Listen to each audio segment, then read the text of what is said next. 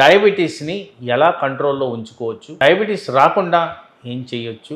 So చాలామందికి అర్థం కావాల్సింది ఏంటంటే సింప్లెస్ట్ ఫార్మ్ ఆఫ్ మన దినచర్యలు ప్రాపర్గా చేసుకుంటే ఈ డయాబెటీస్ని ఈజీగా కంట్రోల్ చేసుకోవచ్చు, నివారించుకోవచ్చు. సో ఈ హెల్తీ లైఫ్ స్టైల్ అడాప్ట్ చేయడం అనేది ఇక్కడ ముఖ్యమైన రహస్యం. అయితే ఈ హెల్తీ లైఫ్ స్టైల్ని చాలా మటుకు ఈ న్యూయర్ జనరేషన్ అనేది మర్చిపోతూ వస్తున్నారు. ఇక్కడ హెల్తీ లైఫ్ స్టైల్ అంటే ఏం లేదండి, టైం ప్రకారం పడుకోవడం, టైం ప్రకారం తినడం, టైం ప్రకారం ఎక్సర్సైజ్ చేయడం. దీనికి డయాబెటీస్కి డైరెక్ట్ ముడిపడి ఉంది. ఫర్ ద సింపుల్ ఫ్యాక్ట్, సరిగ్గా నిద్రపోలేని వాళ్ళల్లో ఈ హంగర్ హార్మోన్స్ ఉంటాయి, రెండు, గెర్లిన్ అండ్ లెప్టిన్, ఈ రెండు డిస్టర్బ్ అయిపోతాయి. అందరికీ తెలిసిన విషయం, ఎప్పుడైతే మనకి నిద్ర సరిగ్గా ఉండదో స్ట్రెస్ అనేది పెరుగుద్ది.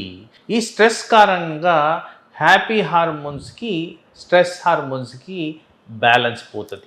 ఇలా హార్మోన్స్ బ్యాలెన్స్ తప్పినప్పుడు ఎఫెక్టివ్గా మనందరం గుర్తుపెట్టుకోవాల్సింది ఇన్సులిన్ అనేది హార్మోన్, గ్లూకోగాన్ అనేది హార్మోన్, కార్టిజాల్ అనేది హార్మోన్. వీటిల్లో కూడా డిస్రప్షన్ అని వస్తుంది, మనందరికీ తెలిసిన విషయమే. ఇన్సులిన్ ద్వారానే షుగర్ అనేది రెగ్యులేట్ అవుతుంది.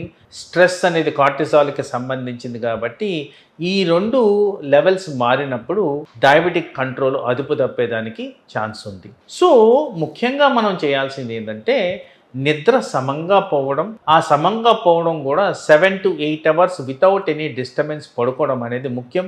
ఇది ఫోకస్లో ఉంచుకోవాల్సిన అవసరం ఉంది.